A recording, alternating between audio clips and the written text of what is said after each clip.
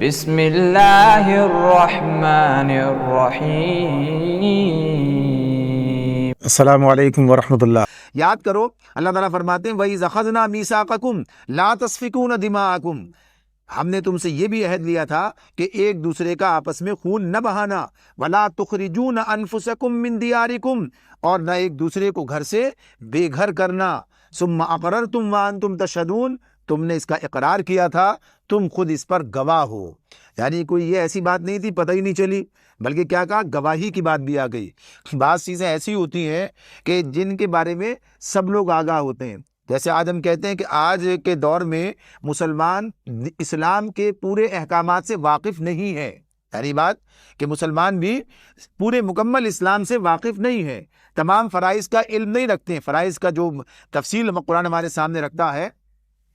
اس کا علم نہیں رکھتے ہیں، لیکن اس کے باوجود یہ بات ہم جانتے ہیں کہ مسلمانوں کی اکثریت، بہت بڑی اکثریت، یعنی جو بعض اہم باتیں ان کا علم رکھتی ہے، مثلا نمازی کی جیسے بات کہی آپ، یعنی نماز کا جو حکم ہے اس اکثریت اس بات کو جانتی ہے کہ ہاں نماز پڑھنے کا حکم اللہ نے دیا ہے، تو یہ وہ چیز ہے جس کے بارے میں لوگ شاہد ہیں، گواہ ہیں کہ ہاں اس کا حکم اللہ نے دے رکھا ہے، اس معاملے میں کوئی شبہ نہیں ہے، کوئی اشتباہ پیش آ گیا، کوئی مسئلہ پیدا ہو گیا، ایسا نہیں ہے۔ والدین کے حقوق کے معاملے میں سب کو معلوم ہے کہ یہ کام کرنا چاہیے، بھلی بات کہنا، یہ سب چیزیں، سچی بات کہنا، سچ بولنا، یہ چیزیں لوگوں کو معلوم ہے۔ تو اسی اعتبار سے کیا کہا کہ تم نے اس کا اقرار بھی کیا اور تم اس پر گواہ بھی ہو۔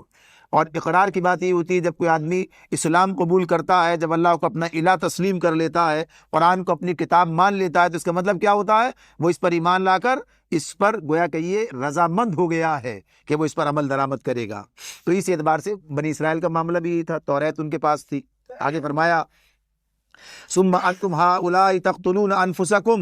اب اسی بنیاد پر جو صورتحال کیا ہے، یعنی اس معاہدے کی خلاف ورزی کے معاملے میں بتایا، آج وہی تم ہو کہ اپنے بھائی بندوں کو قتل کرتے ہو، تقتلون انفسکم وتخرجون فریقا منکم من دیارہم، اور اپنی برادری کے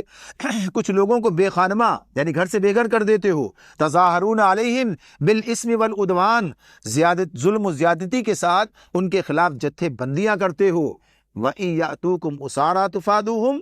اور جب وہ لڑائی میں پکڑے ہوئے تمہارے پاس آتے ہیں تو پھر کیا کرتے ہو، فدیہ دے کر فدیہ کا لین دین کرتے ہو، وَهُوَ مُحَرَّمٌ عَلَيْكُمْ إِخْرَاجُهُمْ، حالانکہ انہیں ان کے گھروں سے نکالنا ہی تم پر حرام تھا۔ یہ بات کہ اس کے لیے تم نے یہ طریقہ جو اختیار کیا ہے کہ ان کو فدیہ دے کر چھڑاتے ہو، اور یہ خیال نہیں کرتے کہ پہلے والا جو کام تھا وہی کام غلط تھا۔ بنیادی طور پر اس میں یہ بات سامنے آ رہی ہے، جو چیز کے اندر ہے وہ یہ ہے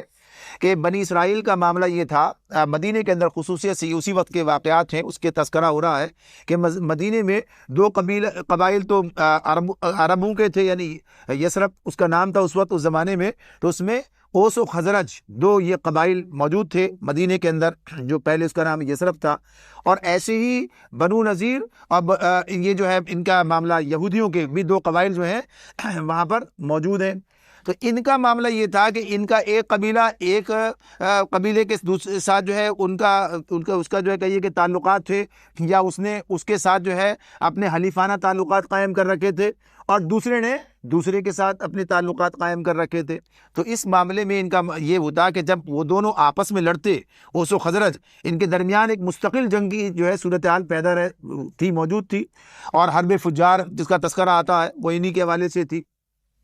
تو اس معاملے میں یہ کیفیت ان کی تھی کہ یہ اپنے اپنے حلیفوں کے ساتھ مل کر اور لڑتے، اور پھر اس معاملے میں ایک دوسرے کے ساتھ بھی ظاہر ہے کہ جب بنو قریظہ ادھر ہیں اور بنو نذیر ادھر ہیں، تو یہ ایک دوسرے کے جب مد مقابل آتے تو مارتے بھی ایک دوسرے کو، اور ایسا بھی ہو جاتا کہ وہ ان کے جو ہے ایک دوسرے کے افراد کو قیدی بنا لیتا۔ تو اب ان کا معاملہ یہ ہوتا کہ یہ پیسے دے کر، فدیہ دے کر چھڑاتے، اور کہتے کہ یہ ہمارے دین کا حصہ ہے کہ قیدیوں کو فدیہ دے کے چھڑایا جائے، تو فدیہ دیتے بھی اور فدیہ لینے والے لیتے بھی، اور اس کے لیے دلیل کہاں سے لاتے؟ دین سے لاتے کہ بھئی یہ ہمارے پاس دلیل ہے کہ یہ دین ہمارا کہتا ہے کہ قیدیوں کو فدیہ دے کے چھڑانا چاہیے۔ تو اللہ تعالیٰ کہتے ہیں تو یہ تو اللہ تعالیٰ دین پہلے تم سے یہ کہتا ہے کہ ایک دوسرے کو گھروں سے نکالنا ہی منع ہے، ایک دوسرے کے خلاف یہ اقدام کرنا ہی منع ہے، تو یہ اقدام کر کے پھر یہ کام کیوں کرتے ہو؟ تو اس کے لیے کیا کہا، افتؤمنون ببعض الکتاب وتکفرون ببعض، تو کیا تم کتاب کے ایک حصے پر ایمان لاتے ہو اور دوسرے حصے کے ساتھ کفر کرتے ہو؟ فما جزاء من یفعل ذلک منکم الا خزی فی الحیات الدنیا، پھر تم میں سے جو لوگ ایسا کریں ان کی سزا اس کے سوا اور کیا ہے کہ دنیا کی زندگی میں ذلیل و خوار ہو کر رہیں، وَيَوْمَ الْقِيَامَةِ يُرَدُّونَ إِلَىٰ أَشَدِّ الْعَذَابِ، اور آخرت میں شدید ترین عذاب کی طرف پھیر دیے جائیں۔ وَمَا اللَّهُ بِغَافِلٍ عَمَّا تَعْمَلُونَ، اللہ ان حرکات سے بے خبر نہیں ہے جو تم کر رہے ہو۔ یعنی یہ جو ان کی مثال ہے کہ جس معاملے میں فائدہ نظر آیا اس میں شریعت کو بنیاد بنا لیا، اور جہاں پر اپنی منمانی کرنی چاہیے تو شریعت کو فراموش کر دیا۔ یعنی یہ انسانوں کی گویا کہیے کہ کیفیات ہیں جو اللہ نے ہمارے سامنے رکھی ہیں۔ کل یہود و نصارہ کے حوالے سے تھی، اب ہمیں بھی اس کو دیکھنا چاہیے کہ یہ چیز ہمارے درمیان نہ چلی آئے۔ تو یہ صورتحال ہمیں نظر آتی ہے کہ کسی حکم پر عمل کرنا اور کسی کو چھوڑ دینا، یا